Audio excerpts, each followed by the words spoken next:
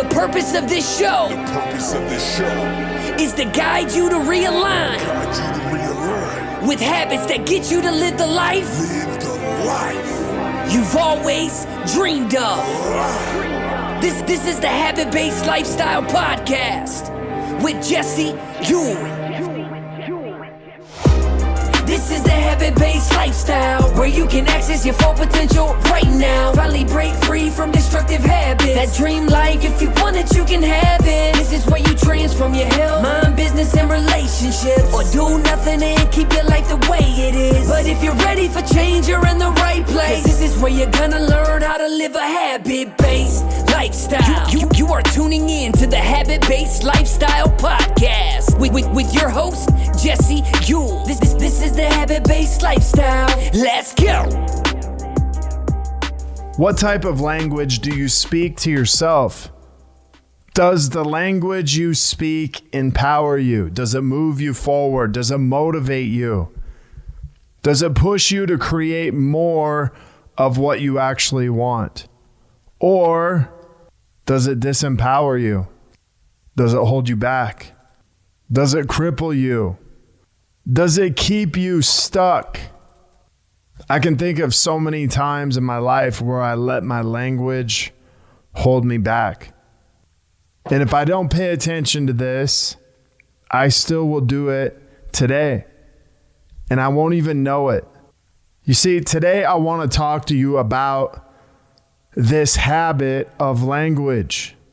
People are so afraid of what other people say about them. But that's not the person who really actually matters. What do you actually say about you behind closed doors when no one else is around? How many times have you ever gotten pissed off at what somebody says, someone else in this specific case says about you, yet you say the same thing about you and yourself all the time? In that internal dialogue that you speak, that language you speak to yourself, yet when that internal dialogue matches up with someone else, you all of a sudden get triggered, and that's when you really get pissed off. You get pissed off when what you say about yourself matches what someone else says about you, and that's when you really get triggered. But let's talk about disempowering language that we actually use. You see, there's 3 words that are so disempowering, and you may not have ever heard of these. Actually, I'm quite sure you have heard of these, but you may not even be aware that you even say these. The 3 words you can never say, or the 3 words that are so disempowering, are this: I don't know. How often do you say these words to yourself? How often do you tell other people these words as if you really didn't know or don't know the answer? You see, as a coach, I hear these words almost every single day. I hear these words from my clients, from potential clients that I interview. I hear these words from people even on social media. You see, these words are disempowering because as soon as you say, I don't know, the blame and everything else goes away and it pushes on somebody else. You see, the feelings that often come up in this place are feelings of a victim. This confused place that we live in of I don't know. This stressful, anxious place. This helplessness comes over. I don't know creates massive chaos. And in this place, there is nothing more confusing and there's nothing more blaming than I don't know. You see, complaining is actually a belief that's holding you back. Complaining that I don't know is actually the number one thing that's holding you back. But what is the real story to I don't know? You see, there's always a deeper meaning behind this. And it often comes out like, I don't know what to do. I don't know which way to go. I don't know what to choose. I don't know what the best answer would be. But how much time do you take to actually work on this story of I don't know, because we say it, and we get into a habit of using it when the answer doesn't come in our head. When the answer doesn't come to us, we all of a sudden just say, well, I don't know, like it's supposed to make it better. But today I want to challenge you to actually work on this story of I don't know. So let's take a look at where this first started. Who actually taught you these three words? Who actually said it was okay for you to use this? And who actually allowed you for this to be an excuse? Think about this.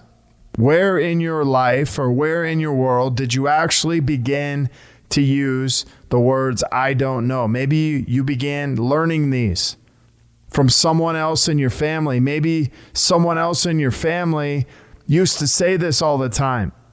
I don't know. Maybe it was a mom. Maybe it was a dad. Maybe it was your grandparents. Maybe it was a friend. But this is a place where you're going to have to start to begin to dig up the roots of I don't know. You see, from this place, you have to decide, is this story giving me what I really want? Is this story empowering me to get what I want? Because if it's not, it may be time for me to begin to change the story that I'm actually hearing. I want to know my next step inside of this. I want to know how to actually do this, because these are words that begin to go against I don't know. And from this place, I get to begin to search what I really, really want. Think about this. How could you reframe the story of I don't know to actually begin to know? To actually begin to know what you actually want. So if you knew what you wanted, then you wouldn't have to say, or you wouldn't say, I don't know anymore. So one of the questions that began to come up in this place is, what's in the way of you knowing? You see, oftentimes we come up with this word of I don't know, but we never actually ask the deeper question, well, what's in the way of actually knowing? What's holding you back from knowing what to do? Think about this. What is actually holding you back from knowing what to do when you say, I don't know? And these just become deeper questions to actually unravel what's really going on. Now think about this. I don't know doesn't work. It's not something that actually works. It means we are no longer taking responsibility for anything that we choose beyond that point. And we're basically saying, like, listen, I don't know what to do, so I'm going to pass this on to somebody else. And because I'm doing that, I'm no longer taking responsibility. But think about what would work in this place for you. What would begin to work in your life is just to reframe the story, to search for the answer that empowers you to get what you actually want. You see, one of the most difficult things that you can come up with today is when you just begin to take note of the language that you use daily. How often are you saying things like, I don't know, that completely disempower you? How often are you using this in a difficult situation to just simply make a choice? So many times I hear people just say, I don't know, as their first answer. I don't know is about your 100th answer after you've done everything in your power to figure it out.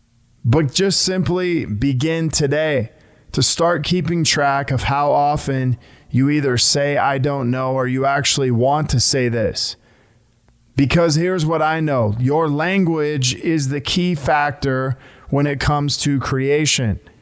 And if your language is off, then it's going to be very hard for you to create. But where in your world is your language getting in the way of your creation? Think about this for a second. Where in your world is your language getting in the way of what you are actually wanting to create? Maybe it's in your body. I don't know how to work out. I don't know how to eat right. I don't know what to do. Maybe it's in your spirituality. I don't know who God is. I don't know what church to go to. I don't know how to meditate. Maybe it's in your relationships. I don't know how to talk to my wife. I don't know how to talk to my husband. I don't know how to talk to my kids. Maybe it's in your business. I don't know how to make money. I don't know how to leave my job and start a new business. But here's the real question. How would you know that? Let's just say, how would you know that? How would you find out all those things? Because that's the real answer to creation. What would it take for you to know this? What would it take for you to know?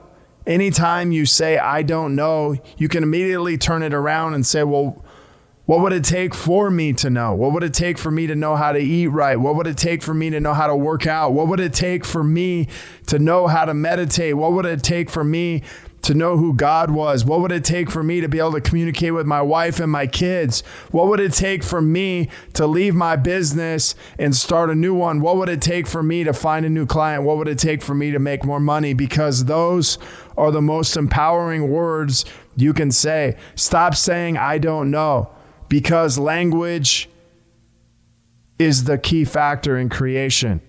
So I want to thank you guys for being on here today. I'm super passionate about this.